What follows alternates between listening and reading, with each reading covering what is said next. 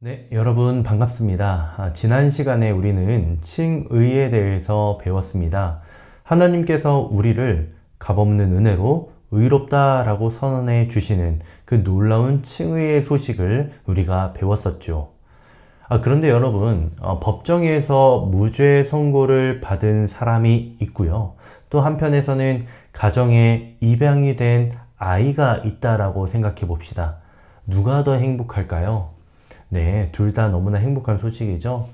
네, 칭의는 법정에서의 선언입니다. 너는 의롭다, 무죄다. 하지만 이 양자됨이라는 것은 가정의로의 초대입니다. 이제 너는 내 자녀다, 내 사랑받는 내 아이다 라고 이렇게 말씀해 주시는 거죠. 하나님께서는 우리를 의롭다라고 선언해 주시는 것만으로도 만족하지 않으셨습니다. 한 걸음 더 나아가서 우리를 당신의 자녀로 삼아 주셨습니다. 오늘은 이 놀라운 양자됨의 은혜에 대해서 생각해 보려고 합니다. 소요리 문답 34문을 한번 보겠습니다. 양자로 삼으심은 무엇입니까? 이 양자로 삼으심은 하나님이 값없이 주시는 은혜의 행위이고, 이로써 우리가 하나님의 자녀의 수에 들게 되고 자녀의 모든 특권을 누릴 수 있게 됩니다. 여러분, 여기서 두 가지 핵심이 있다고 한다면요. 먼저는 하나님 자녀의 수에 우리가 들게 되는 것이고, 두 번째로 그 자녀의 모든 특권을 누리게 된다는 겁니다. 관련하여서 가장 중요한 성경 구절은 요한복음 1장 12절입니다. 영접하는 자, 곧 그 이름을 믿는 자들에게는 하나님의 자녀가 되는 권세를 주셨으니.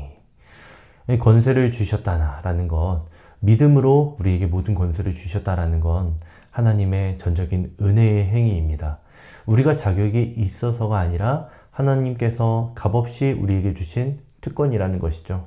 여러분, 이 특권에 대해 누리시며 알게 되기를 바랍니다.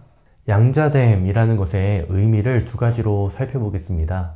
먼저는요, 하나님 자녀의 수에 들게 되는 것입니다. 여러분, 이 표현이 참 중요합니다. 이것은 단순히 많은 자녀 중에 하나가 된다는 뜻이 아니거든요. 창세전부터 계획된 하나님의 택하신 백성, 어린 양의 생명책에 우리의 이름이 기록되었다라는 의미입니다. 이건 우리 구원이 우연이 아니라는 확신을 주는 것이죠. 여러분, 우리가 로또에 당첨된 것이 아닙니다. 운이 좋아서. 이 하나님께서 영원전부터 계획하시고 우리를 당신의 자녀로 정하셨기 때문에 우리가 하나님의 자녀가 된 겁니다. 이보다 더 확실하고 기쁜 소식, 신분이 어디 있겠습니까? 두 번째 의미는요, 우리가 자녀로서 모든 특권을 누릴 수 있게 됐다는 겁니다. 먼저 우리가 누린 특권은요, 하나님을 아빠, 아버지라고 부를 수 있다는 것이죠. 로마서 8장 15절에서 우리는 하나님을 두려워하는 종으로서 부르는 것이 아니라 사랑받는 자녀로서 담대히 기도할 수 있게 되었다라고 말합니다. 네, 그래서 두 번째로 하나님의 보호와 돌보심을 받게 되는 것이죠. 마태복음 6장에 보면 공중의 새와 들의 백합화 이야기가 나오는데요. 그들처럼 하늘 아버지께서 우리의 모든 필요를 아시고 그보다 더 많은 것으로 채워주신다라는 겁니다. 세 번째로 여러분, 우리가 상속자가 되었다라는 걸 기억해 주십시오. 로마서 8장 17절을 보게 되면 그리스도와 함께하는 우리가 상속자로서 영원한 하나님 나라의 기업을 받게 되었다라고 말합니다. 네, 참 감사한 일이죠. 그런데 가장 큰 특권이 있다라고 한다면 이제 우리가 의로운 일을 하고 싶어 하고 실제로 할 수 있게 되었다라는 것이죠. 하나님의 자녀로 하나님의 형상을 회복하여서 하나님을 영화롭게 하는 삶을 살 수 있게 된 것이 우리가 하나님의 자녀된 것으로서 누릴 수 있는 가장 큰 특권이 되겠습니다. 우리에게 일어난 놀라운 신분 변화도 있습니다. 요한복음 8장 44절에서 우리는 사실 마귀의 자녀다라고 이렇게 우리에게 이야기를 하죠. 타락한 우리는 모두 마귀의 자녀였습니다. 거짓의 아버지인 마귀를 닮아서 거짓을 말하고 죄를 사랑하며 하나님을 대적하는 것이 우리의 본성이었죠. 그런데 우리에게 놀라운 일이 일어나게 됩니다. 영접하는 자, 곧 그 이름을 믿는 자들에게 하나님의 자녀가 되는 권세를 주셨다라고 말합니다.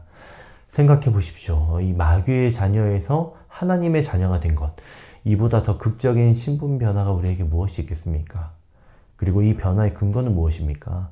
우리의 노력이나 선행이 아니라 오직 예수 그리스도의 이름을 믿는 믿음입니다.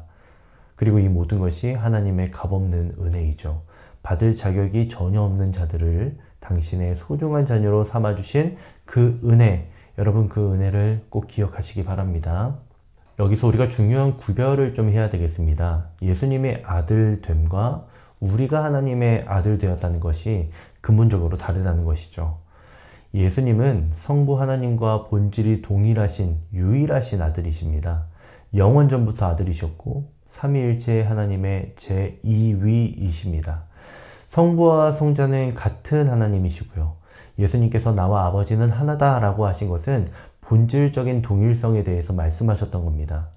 반면에 저와 여러분은 입양된 자녀입니다. 원래는 마귀의 자녀였지만 하나님의 은혜로 양자가 된 것입니다. 우리는 예수 그리스도를 통해서만 하나님을 아버지라 부를 수 있습니다. 예수님의 중보 없이는 불가능합니다. 하지만 입양된 자녀라고 해서 가짜 자녀는 또 아닌 것이죠. 법적으로 실제로 하나님의 자녀가 되어 자녀의 모든 특권을 누릴 수 있게 되었습니다. 여러분, 여기서 더 들어가서 우리가 반드시 알아야 될 것, 예수님께서 우리의 맏형이 되어주신다는 겁니다. 히브리서 2장 11절은 말합니다. 형제라 부르시기를 부끄러워하지 아니하시고, 예수님께서 우리의 형이 되어주셔서, 우리의 오빠가 되어주셔서 우리를 지켜주시고 아버지로부터 우리 동생들을 변호해 주시는 그런 놀라운 맞이의 역할을 해주시는 것, 상상할 수 없는 놀라운 영광입니다. 이제 양자됨의 은혜를 우리 삶에 어떻게 적용해야 될지 마지막으로 생각해 보겠습니다. 첫째로 여러분, 아버지로 경험하는 삶을 우리가 살아야 합니다. 하나님을 우리의 진정한 아버지로 경험하며 사시길 바랍니다. 기도할 때마다 주님, 하나님이라고 부르는 것도 참 좋겠지만 아빠, 아버지라고 담대히 부르십시오. 두려워하는 종으로서가 아니라, 백성으로서가 아니라 사랑받는 자녀로 아버지께 기도하시는 여러분 되길 바랍니다. 두 번째로 여러분, 같은 하늘 아버지를 둔 형제 자매들을 서로를 사랑해 주십시오. 교회는 단순한 모임이 아니라 하나님의 가족입니다. 서로 돌보고 품어주는 것이 당연합니다. 그래서 여러분, 하나님의 자녀답게 사시기를 바랍니다. 억지로가 아니라 기쁨으로, 의무감이 아니라 사랑으로 아버지를 기쁘시게 하는 삶을 살아가십시오. 우리가 받은 양자됨의 은혜가 얼마나 놀라운지 여러분들 늘 깨달으며 기쁨으로 살아가시기를 바랍니다. 네, 이제 영상을 마무리하겠습니다. 마귀의 자녀에서 하나님의 자녀가 되었고 영원한 멸망에서 영원한 기업으로 우리가 받게 되는 것, 그것이 바로 양자됨의 은혜입니다. 이 확신을 가지고 오늘도 하나님의 사랑받는 자녀로 여러분 살아가시기를 바랍니다. 다음 시간에는 성화에 대해서 배우겠습니다. 자녀가 된 우리가 어떻게 실제로 거룩해져 가는지 살펴보는 시간 다음 주에 가져보겠습니다. 여러분 시청해 주셔서 감사합니다.